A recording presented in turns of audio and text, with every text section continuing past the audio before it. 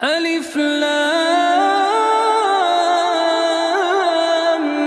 ميم ذلك الكتاب لا ريب فيه. الحمد لله نحمده ونستعينه ونستغفره ونؤمن به ونتوكل عليه ونعوذ بالله من شرور أنفسنا ومن سيئات أعمالنا من يهده الله فلا مضل له ومن يضلله فلا هادي له ونشهد أن لا إله إلا الله وحده لا شريك له ونشهد أن محمدا عبده ورسوله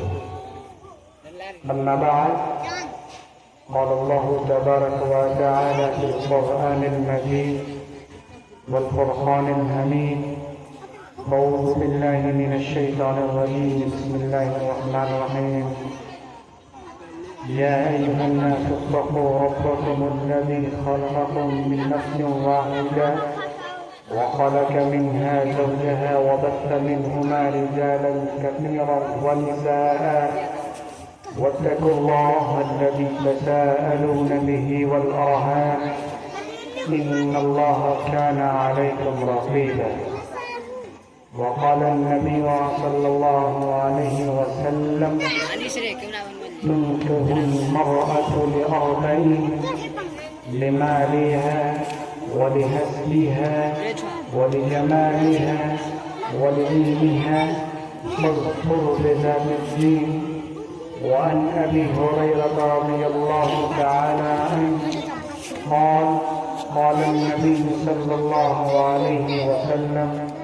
إن أعظم النكاح بركة وأيسره مولى. وقال النبي صلى الله عليه وسلم النكاح من سنتي وفي رواية فمن رغب عن سنتي فليس مني أو كما قال عليه الصلاة والسلام. میرے محترم بزرگوں دوستوں، اللہ تبارک و تعالیٰ کا بے حد احسان اور اس کا کرم، اس کا فضل ہوا کہ اللہ تبارک و تعالیٰ نے ہم تمام لوگوں کو دین کی نسبت سے دین کی بات کو سماعت کرنے کے لیے قبول فرمایا. ہم سب اللہ تعالیٰ سے دعا گو ہیں کہ اللہ تبارک و تعالیٰ ہماری زبان میں قوت گویائی عطا فرما کہ ہم سے کچھ خیر کی بات نکلے اور ایسی نکلے کہ آپ کے دلوں پر نقش کر جائے اور آپ کے دلوں کو لگ جائے اور آپ کی زندگی بدل جائے اور آپ کی زندگی کا بدلنا ہمارے لیے ہدایت کا ذریعہ ہو جائے. اللہ تعالیٰ سے ہم سب یہی دعا کرتے ہیں. میرے محترم بزرگوں دوستوں، آپ سب جانتے ہیں، آپ سب کو معلوم ہے کہ یہ شادی بیاہ اور نکاح کے مواقع سے ہم جتنے بھی لوگ ہوتے ہیں اپنے دوست و احباب، چاہے وہ قریبی ہو یا دور کے ہو، ہر کسی کو ہم یاد کرتے ہیں،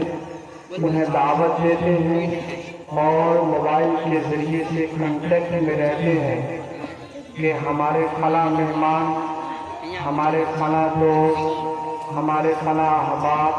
کب آ رہے ہیں اور برابر اس سے رابطے میں رہتے ہیں. لیکن میں آپ سب سے یہ پوچھنا چاہتا ہوں کہ کیا آپ نے کبھی سوچا، کیا آپ نے کبھی غور کیا کہ وہ خدا وحدہ لا شریک جس نے اس بچے کو جوانی کے دہلیز تک پہنچایا، جس کے خوشی کے موقع سے نکاح کی خوشی اور امتزاج اور فرحت کا موقع نصیب ہوا، ہم ایسے اہم موقع سے ہم اس وحدہ لا شریک کو بھول جاتے ہیں اور ہم ہر طرح کی رسم و رواج کر گزرتے ہیں اور ہم تمام تر رشتہ داروں کو اور دوست اور احباب کو خوش کر لیتے ہیں، لیکن ہم اس خدا کو بھول جاتے ہیں جس نے جوانی دے کر اور اس خوشی کے لمحات عطا کیے۔ میرے دوستوں، یاد رکھیے کہ قرآن کریم کے اندر اللہ تبارک و تعالی نے صاف لفظوں میں واضح کیا اور یہ فرما دیا کہ ان اللہ لا يحب المفسدین، کہ اللہ تبارک و تعالی اسراف کرنے والے کو اور فضول خرچی کرنے والے کو پسند نہیں فرماتے ہیں۔ اللہ تبارک و تعالی دوسری جگہ پر ارشاد فرماتے ہیں ان اللہ الا المبذرین کانوا اخوان الشیاطین، کہ وہ لوگ جو فضول خرچی کرتے ہیں، وہ جو رسم و رواج کا اثر پڑھ کر اپنے مال اور اپنے قیمتی سرمائے کو ضائع کرتے ہیں، یہ لوگ شیطان کے بھائی ہیں۔ قرآن کریم کے اندر ایسے لوگوں کو جس کو شیطان کا بھائی قرار دیا گیا، کیوں قرار دیا گیا؟ فضول خرچی کی بنیاد پر، اسراف کی بنیاد پر اللہ تبارک و تعالیٰ نے اسے شیطان کا بھائی قرار دیا گیا اور خود اللہ تعالیٰ نے اسے ناپسند فرمایا ہے۔ میرے دوستوں، میں آپ کو ایک بات بتانا چاہتا ہوں، شاید یہ بات آپ کو سمجھ میں آ جائے، اور میں اس سے آپ سے پوچھنا بھی چاہتا ہوں کہ بھلا بتائیے کہ ہم ایک لوگوں کو دعوت دینے کے لیے،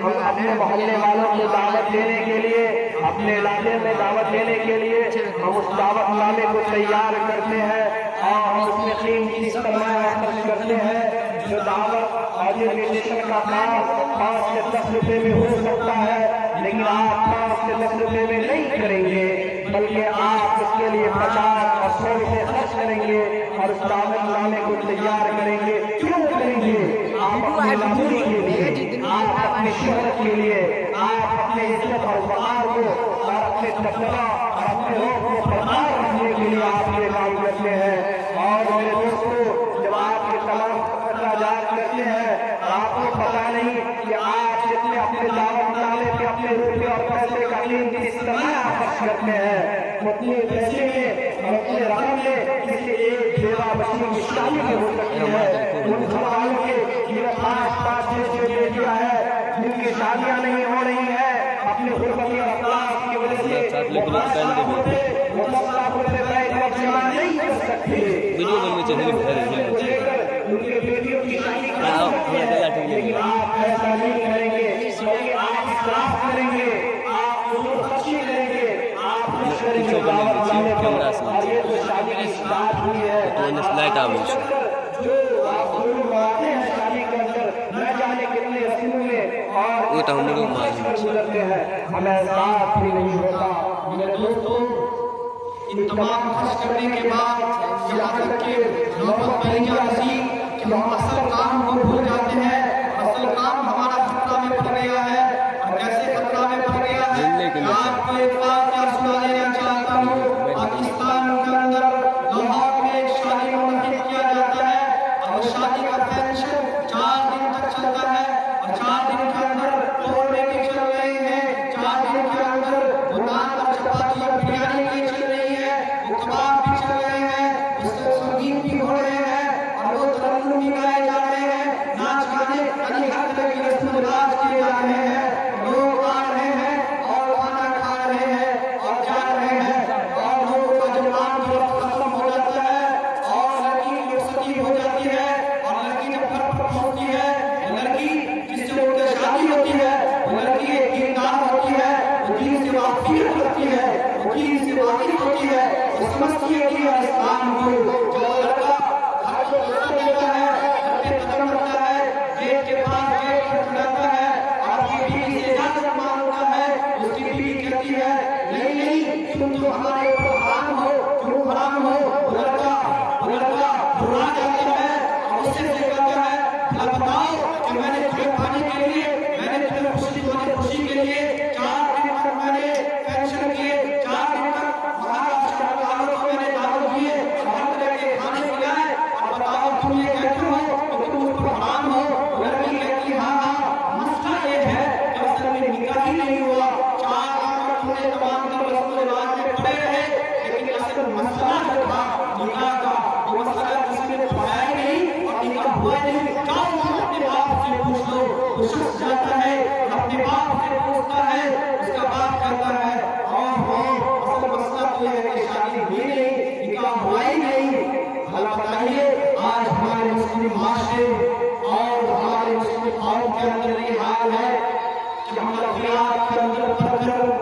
ہم مسلمان کے اندر پڑھ کر اصل مقصد کو بھول جاتے ہیں۔ میرے دوستو، اس کے بارے میں اللہ کے رسول علیہ السلام نے ارشاد فرمایا کہ ان اعظم النکاح واقعہ، کہ سب سے بڑھ اور سب سے معظم نکاح وہ ہے ایسا ہوگا جس میں مختصر خرچ کیے جائے، جس میں کم سے کم خرچ میں نکاح کیا جائے۔ اس شادی سے بڑھ کر، اس نکاح سے بڑھ کر کوئی بابرکت اور کوئی معظم وہی نہیں سکتا۔ لیکن بتائیے کہ آج ہم اپنے نکاح کے اندر، اپنے شادیوں کے اندر اپنے زندگی کا بیشتر اور بیش سرمایہ لگا دیتے ہیں، اور یقین جانیے یہاں تک کہ ایک بیٹی والا اپنی بیٹی کی شادی کرتا ہے، وہ شخص روڈ پڑا جاتا ہے، وہ شخص بیٹھ پڑا جاتا ہے، اپنے آپ کو غریب اور فلاس کی زندگی گزارنے لگتا ہے۔ بھلا بتائیے، جس سماج میں، جس معاشرے کے اندر اللہ کے نبی علیہ السلام نے نکاح کو آسان کرایا تھا، اس مسلم سماج کے اندر نکاح کو اتنا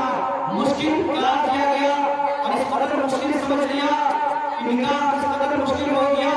کہ آج کے زمانے میں اگر کسی گھر میں 4-5 دن بیٹیاں ہو تو اپنے آپ کو مصیبت سمجھ رہا ہوتا ہے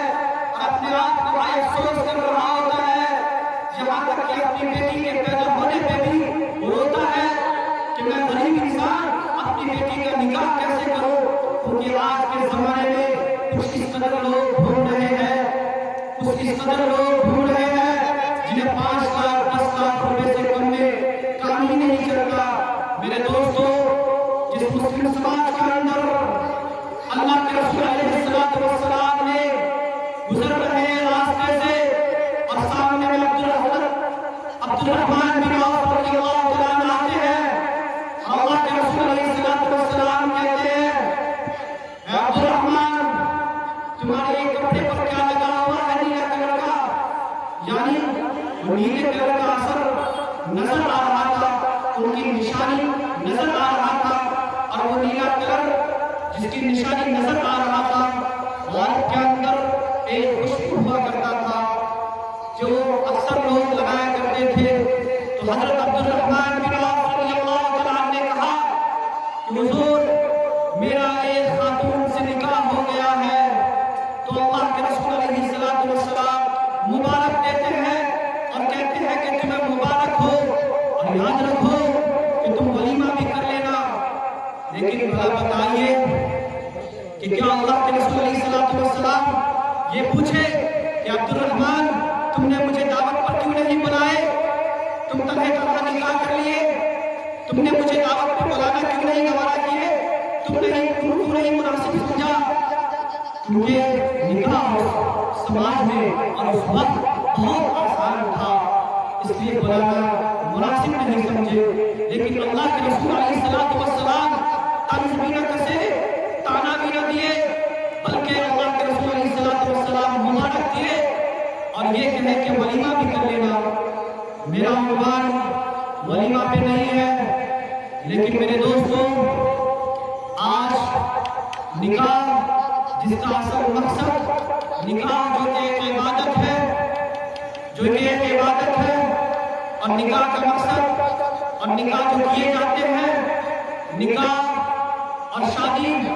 نفس کے تقاضے کی تکمیل کے لیے کیا جاتا ہے۔ نکاح بے شرمی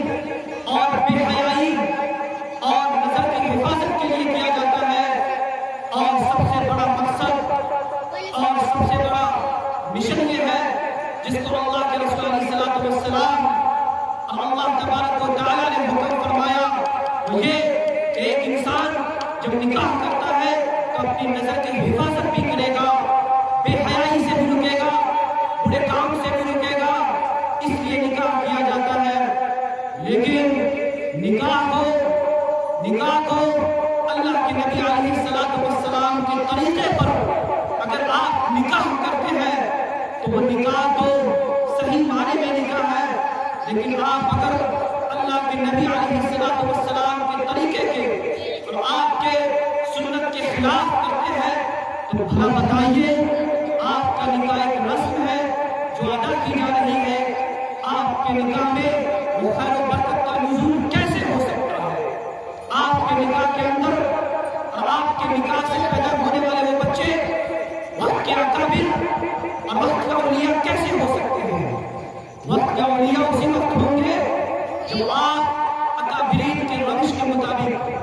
حضرات صوفیہ کے نقش قدم کے مطابق آپ اپنا نکاح کریں گے، اپنے بچیوں کا نکاح کروائیں گے، اپنے بچوں کا نکاح کریں گے۔ میرے دوستو، بہت افسوس ہوتا ہے کہ آج ہمارے معاشرے کے اندر اپنے بچوں کے اور بچیوں کا نکاح تو کر دیتے ہیں، لیکن میں آپ سب سے نہیں بلکہ پورے مسلم اور امت مسلمہ سے میرا ایک سوال ہے کہ کتنے لوگ ہیں جو اپنے بچیوں کو اور اپنے بچوں کو نکاح کے مسائل سمجھاتے ہیں، نکاح کے مقصد کو سمجھاتے ہیں، نکاح کے فوائد کو سامنے رکھتے ہیں۔ کوئی نہیں ایسا کرتا کہ اپنے بچوں کو اور اپنے بچیوں کو نکاح کے مقاصد سمجھاتے ہو، نکاح کے مسائل سمجھاتے ہو، نکاح کے فوائد سمجھاتے ہو۔ ایسے بہت کم، شاید نادر کوئی ایسے لوگ ہوں گے جو اپنے بچوں اور بچیوں کو نکاح کے مسائل اور نکاح کے فوائد اور نکاح کے مقاصد سے آگاہ اور متنبہ کراتے ہیں۔ اکثر لوگ ایسا نہیں کرتے ہیں، جس کی وجہ سے ہمارے اندر سب سے بڑی جو کمیاں آتی ہے کہ ہم ایک دوسرے کے اندر عیوب نکالنے میں لگ جاتے ہیں، عیب نکالنے لگتے ہیں، لیکن ہمارے سامنے جو سب سے بڑا آئیڈیل، سب سے بڑا نمونہ اللہ کے رسول علیہ الصلوۃ والسلام ہے۔ بھلا بتائیے کہ اللہ کے رسول علیہ الصلوۃ والسلام جو 40 سال، جو 25 سال کے ہیں، جو عنفوان شباب کو ہے، اور آپ کی جوانی کو کیا کہیے، اور آپ کی چہرے کی روشنی اور آپ کی خوبصورتی کو کیا کہیے کہ چاند سے بھی زیادہ خوبصورت آپ کا چہرہ مبارک ہے، چہرہ انور ہے۔ آپ کی جوانی کا کیا کہیے، آپ کی جوانی کا کیا کہیے، اور آپ کے اندر جو قوت اور آپ کے اندر جو صلاحیت تھی، اس صلاحیت کا کیا کہنا۔ لیکن آپ 25 سال کے نوجوان ہیں، لیکن آپ کا نکاح کیا جا رہا ہے 40 سال کی بیوہ حضرت خدیجہ رضی اللہ تعالی عنہا سے کیا جا رہا ہے، جو بیوہ بھی ہے اور 40 سال کی عمر کو بھی پہنچ چکی ہے، اس سے آپ کا نکاح کرایا جا رہا ہے۔ لیکن آپ کا نکاح کرایا جا رہا ہے، لیکن آپ کے چہرے پر شکن تک نہیں آیا، اور آپ ناپسند بھی نہ کیے، اور آپ ناگوار بھی نہیں سمجھے، بلکہ آپ جب حضرت خدیجہ رضی اللہ تعالی عنہا سے نکاح کیے تو آپ زندگی پر جب تک رہی حضرت خدیجہ رضی اللہ تعالی عنہا، آپ اس کے ساتھ ہی رہے۔ جب وہ چلی گئی تب جا کر آپ کسی سے نکاح کیے، اور اس قدر محبت تھی کہ آپ کو کیا بتاؤں کہ حضرت خدیجہ رضی اللہ تعالیٰ اسلام کی سب سے پہلی خاتون ہے جو اپنے مرد کو مصیبت کے آ جانے پر، یا یہ کہیے کہ پریشانی کے آ جانے پر، صعوبت کے آ جانے پر جو صبر اور استقامت کے الفاظ کہے ہیں اور جو ہمت اور حوصلہ افزائی کی ہے، وہ اس مثال ہے، وہ تمام خاتون کے لیے مثال اور آئیڈیا بن چکی ہے۔ میرے دوستو، آج ہمارے معاشرے کے اندر ایک اور برائی جو ہے کہ ہم لوگ لڑکا لڑکی کے اندر عیب نکالنے میں ہے، اور لڑکا لڑکی کے اندر عیب نکالنے میں ہے۔ لڑکی یہ کہہ بیٹھتی ہے کہ فلاں لڑکا تو ناٹا ہے، لمبا ہے، موٹا ہے، اور لڑکے بھی عیب نکالنے شروع کر دیتے ہیں کہ فلاں لڑکی وہ تو ناٹی ہے، وہ تو کالی ہے، وہ تو لمبی ہے، ہزار لوگ نکال دیتے ہیں۔ یاد رکھو، اللہ کا بنایا ہوا یہ جسم ہے، اللہ کا بنائی ہوئی زندگی ہے، یہ دی ہوئی زندگی ہے، آپ کا کوئی حق نہیں ہے اس میں عیب نکالنے کا۔ جس خدا نے بنایا کہ آپ کو اس کی کاریگری پر، آپ کی اس کی کاریگری پر شک ہے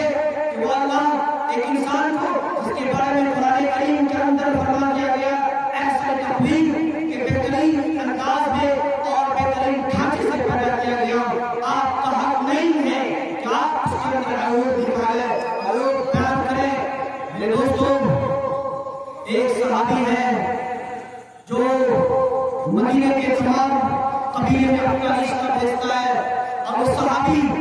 کالے کلوں پہ ہوتے ہیں، اور اس صحابی کا نام سعد اسود رضی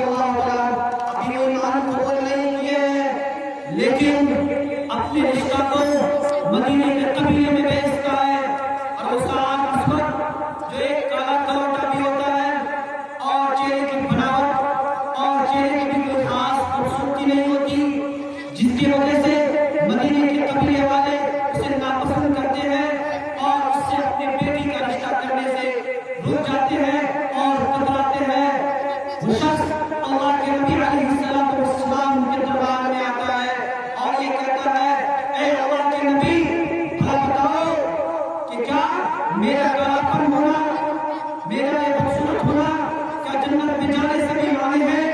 जन्नत में जाने से भी रुकावट हो सकती है, तो अल्लाह के रसूल अलैहिस्सलाम ने फरमाया नहीं, अगर तुम ईमान कबूल करते हो, अगर तुम तक़वा इख्तियार करते हो, तो जन्नत के आला और बुलंद मकाम तुम्हें मिलेंगे। वो शख्स उसी वक्त कलमा पढ़ता है ला इलाहा इल्लल्लाह मुहम्मदुर रसूलुल्लाह। उसके बाद अल्लाह के नबी अलैहिस्सलाम फरमाते हैं कि जाओ, मैंने मदीने के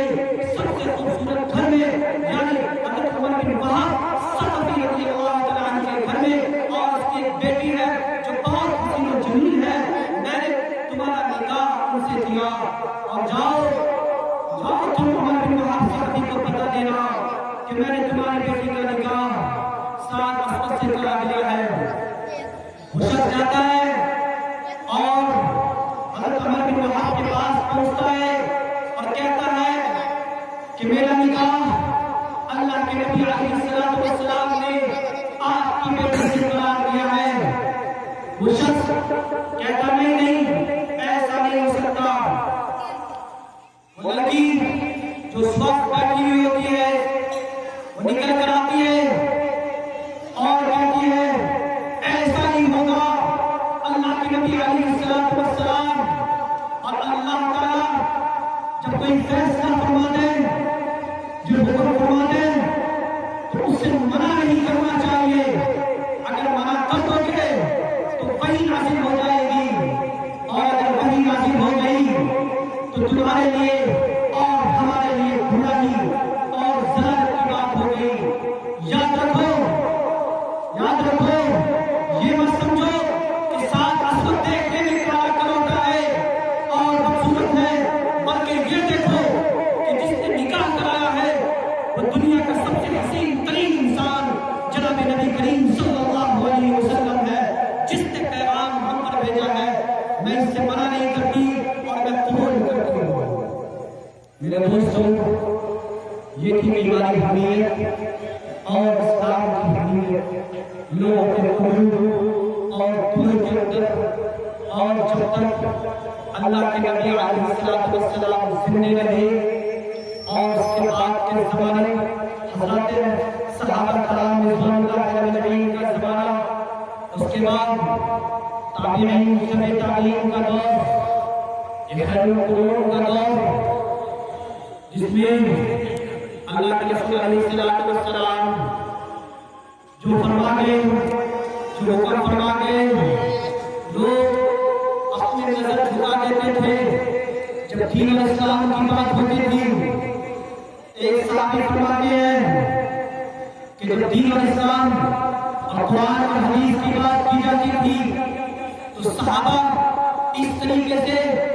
गौर फरमाते कि सहाबा के सरों पर कबूतर बैठी हुई है और सहाबा के सर भी नहीं हिल रहे हैं कि कबूतर उड़ जाए। इस तरीके से दीन और इस्लाम की बात को सुनते थे। लेकिन आज हम लोग दीन इस्लाम की बात भी सुने तो हमें कोई एहसास और कोई फर्क नजर नहीं आता, क्योंकि हमारे अंदर वो एहसास नहीं, हमारे अंदर वो जज्बा नहीं, हमारे अंदर दूरंदेश नहीं, हमारे अंदर वो एहसास नहीं कि हम मुराद और नूर और बरकत को महसूस कर सके, क्योंकि हमारे नज़रों में कुव्वत और वो ताकत नहीं है। मेरे दोस्तों, मैं यही कहना चाहूँगा जो मैंने कुरान करीम के अंदर अल्लाह के तबारक व तआला ने इरशाद फरमाया, या अय्युहन नास इत्तक़ू,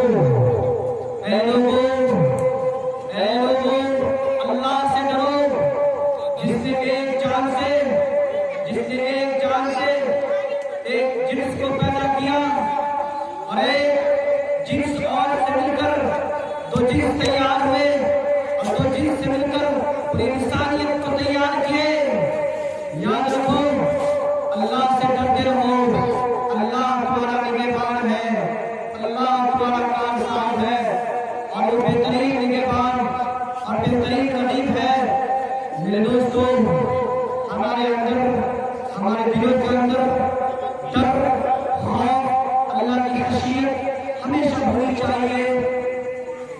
مسئلہ نکاح کا ہو، مسئلہ طلاق کا ہو، مسئلہ وراثت کا ہو، یا مسئلہ کوئی بھی ہو، خاص طور سے آج ہم لوگ جو معاشرے کے اندر کچھ چند مسائل ایسے ہیں جس میں ہم لوگ اکثر ہوتا ہے، وہ مسائل وراثت کا ہے، میراث کا مسئلہ ہے کہ ہم تو میں بیان نہیں کرنا چاہتا میراث کے اوپر، لیکن بات آ گئی تو کہہ دوں کہ میراث سے اپنے بہنوں کو محروم نہ کیجیے، اور یاد رکھیے اگر آپ محروم کریں گے تو آپ کی زندگی ایسا نہیں ہے کہ آپ ہمیشہ جینے کے لیے آئے ہیں، آپ کی بھی موت ہوگی، آپ بھی دنیا سے جائیں گے، آپ کو مرنا ہے، اور ہمارا ایمان ہے کہ ہم مریں گے، مر کر اٹھیں گے، اللہ کے دربار میں حاضر ہوں گے، اسے پوچھا جائے گا اس چیز کے بارے میں کہ انہوں نے فیما افلا وان شبہ فیما افلا وان مال من اين اكتسبه فیما افلا فیما افلا۔ دوستو مجھے اور مجھ سے اللہ تبارک و تعالی ہم سب سے کل قیامت کے دن آپ کی عمر کے بارے میں، آپ کی جوانی کے بارے میں، آپ کے مال کے بارے میں، آپ کے خرچ کے بارے میں، ان تمام چیزوں کے بارے میں سوال کریں گے، اور آپ کے قدم اس وقت تک نہیں بڑھ سکتے جب تک کہ آپ سے کبھی 5-4 سوال نہ کر لیے جائے۔ اس لیے حاضر قبل ان تحاسبوا، اپنی زندگی کا محاسبہ کیجیے، اپنے نفس کا محاسبہ کیجیے، اور یاد رکھیے کہ نکاح والا عمل اور یہ شادی بیاہ یہ کوئی نفس کی تکمیل نہیں ہے، اور یہ نفس کی تسجیل نہیں ہے، بلکہ یہ ہم نکاح بھی کرتے ہیں تو اللہ اور اس کی رضامندی کے لیے، اور اللہ کو خوش کرنے کے لیے، اور اس کی خوشنودی کو حاصل کرنے کے لیے، اور طلب ثواب کے لیے سے۔ اس لیے میرے دوستو یہ نکاح اور یہ رشتہ داری کا جو مسئلہ ہے یہ بہت اہم اور بہت نازک مسئلہ ہے، کیونکہ آپ کا نکاح اور آپ کی شادی ایک دوسرے خاندان میں کیا جاتا ہے، تو ایک خاندان والے کے تعلقات دوسرے خاندان والوں سے ہوتے ہیں، دونوں کے تعلقات آپس میں ہو جاتے ہیں، جو نکاح سے پہلے ایک دوسرے کو جانتے بھی نہیں تھے، پہچانتے بھی نہیں تھے، لیکن نکاح کے ہوتے ہوئے ایک دوسرے کو پہچاننے لگتے ہیں، تعلقات میں اضافہ ہو جاتا ہے، اور تعلقات بڑھ جاتے ہیں، اور جب تعلقات بڑھ جاتے ہیں تو آپ کو تعلقات کے پاس لاکھ بھی رکھنا پڑے گا، اور آپ کو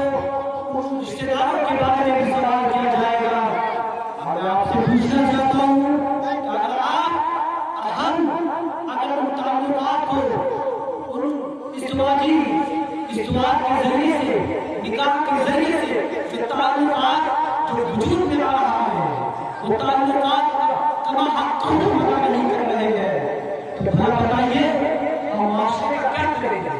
ہم معاشرے کا کیا اصلاح کریں گے؟ ہم سماج کے اندر کیا اصلاح پیدا کریں گے؟ ہم گاؤں اور محلے کے اندر بلکہ پوری انسانیت کے اندر ہم کیا آگے نمونہ کر سکتے ہیں، اور کیا انسانی پیغام اور دین کا پیغام پیش کر سکتے ہیں؟ اس لیے آپ جہان والوں کے لیے آئیڈیل بنیے، آپ نمونہ بنیے، آپ کا نکاح تو ایسا ہو، آپ کی شادیاں تو ایسی ہو کہ مثال بن جائے، نمونہ بن جائے۔ آج فکر دور میں جہاں ہر طرح کے خرافات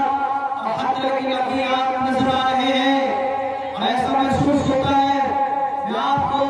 اپنے قرآن سے سنی ہوئی بات، اپنی نظروں سے دیکھی ہوئی واقعات کو بتاؤں، کتنے بتاؤں، کتنے گھروں کے واقعات بتاؤں،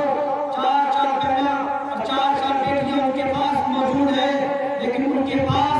کوئی ذخیرہ نہیں ہے، ایمان و دولت کا کوئی خاص آمدنی کا ذریعہ نہیں ہے، اس لیے وہ اپنی بیٹی کا نکاح نہیں کر پا رہا ہے، اور لعنت اس لڑکے پر جو اپنا نکاح فری میں نہیں کر رہا ہو، اپنا نکاح اللہ کے نبی علیہ السلام کے طریقے کے مطابق نہ کر رہا ہو، ایسے سخت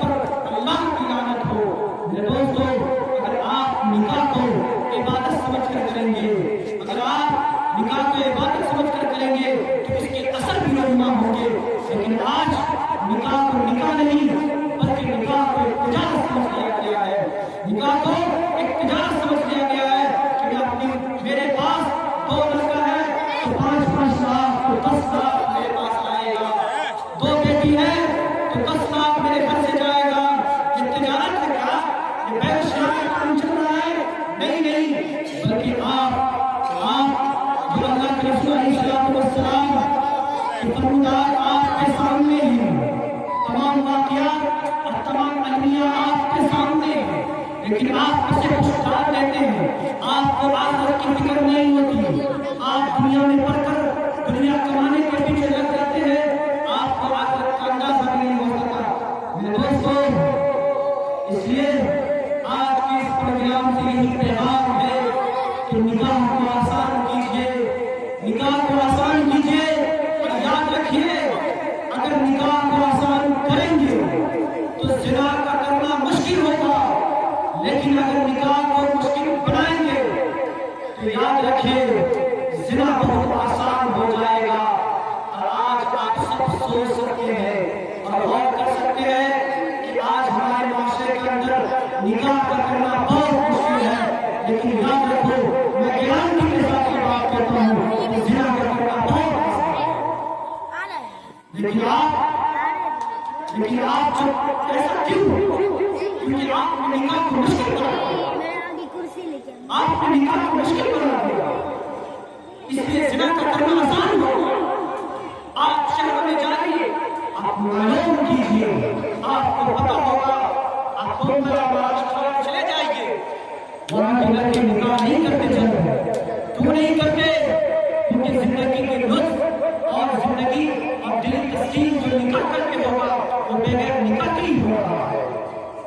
کیوں؟ کیونکہ زنا کا کرنا آسان ہے اور نکاح کا کرنا مشکل ہو گیا، اس لیے نکاح کو آسان کیجئے۔ نکاح کو آسان کریں گے تو اس کا اثر یہ ہوگا کہ زنا مشکل ہو جائے گا، لیکن اگر